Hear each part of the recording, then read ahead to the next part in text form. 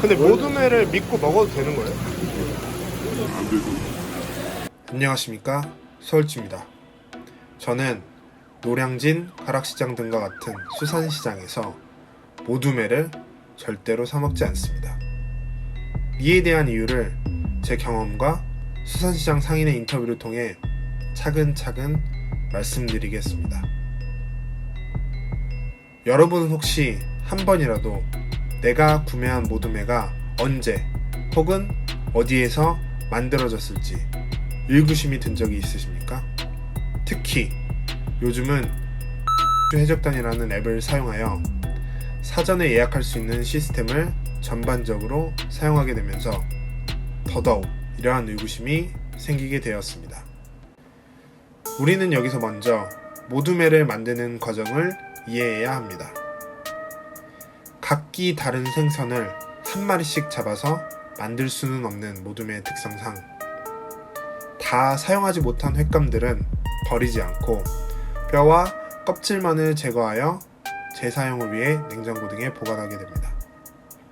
만약 회전율이 높은 가게라면 뼈와 껍질을 제거한 횟감이 바로바로 모둠회로 만들어져 나가겠지만, 그렇지 않은 가게라면 다음 모둠회가 만들어지기 전까지 재고로 보관되게 됩니다. 하지만 신선함이 가장 중요한 요소인 회는 빠른 시간 내에 사용되지 않으면 쉽게 상하기 때문에 아무래도 영업을 하는 입장에서는 사용 가능한 내에서 최대한으로 이를 소진하고자 할 것입니다.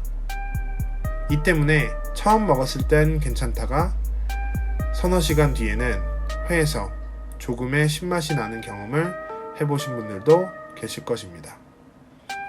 즉, 소비자는 신선하지 않은 회를 먹게 된다는 것입니다. 모둠회 같은 경우에는 아침에 작업을 다 하거나 주근들이나 가리지 않아요. 가리지 않고 일단 작업을 하고 우루시를 해놓고 냉장고에 냉장실에 넣어놔요. 그래도 뭐 버리긴 버리는데 그거는 해주는 사람들이 손으로 만져보면 알아. 그 살이 무른지 안 무른지 버리기 딱 직전까지 쓰는 거야.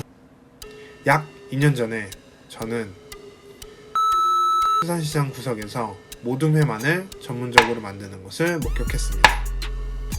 그곳에서는 모둠회를 대량으로 만들어 주문받았던 가게들로 납품을 하고 있었습니다.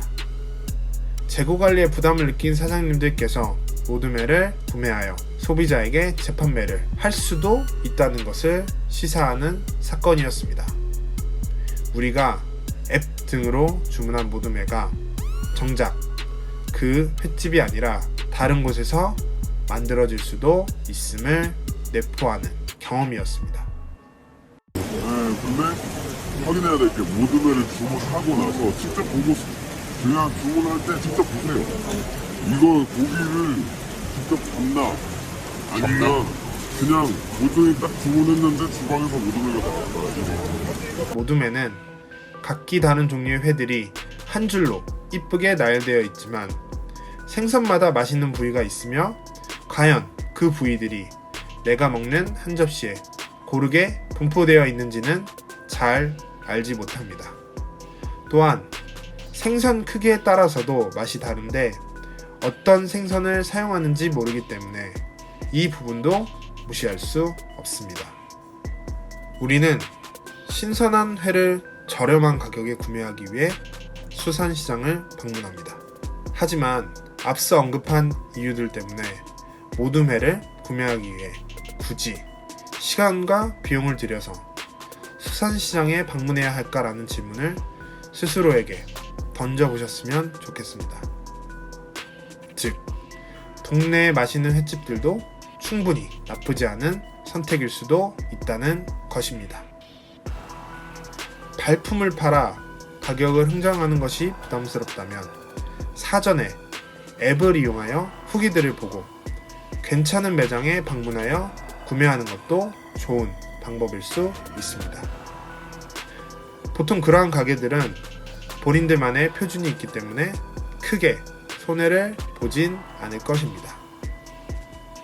또한 회가 많이 나온다고 좋은 것은 아닙니다.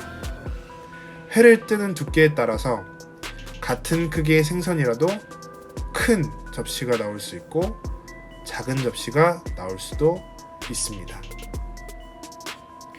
사실 그렇다고 직접 방문하여 구매할 때에 문제가 없는 건 아닙니다. 지방 수산시장에서 회를 먹었는데 회를 뜨고 나서 수건으로 물기를 없애는 척하며 회를 여러 점 빼는 것을 목격한 경험도 있습니다. 따라서 굳이 많이 깎는다고 좋을 것은 없고 그렇다고 서비스를 너무 많이 주는 것도 의심해 봐야 합니다. 서비스 많이 주는 것도 의심은 해봐야죠. 의심은 하되 확신은 하지 말아야 돼요. 네, 서비스를 많이 주는 건 이유가 있기 때문에 많이 줘요. 그죠? 그냥 진짜 특별한 사람도 의심하고 사세요. 네네. 많이 돌아다니고. 네, 알겠습니다. 그게 좋아요.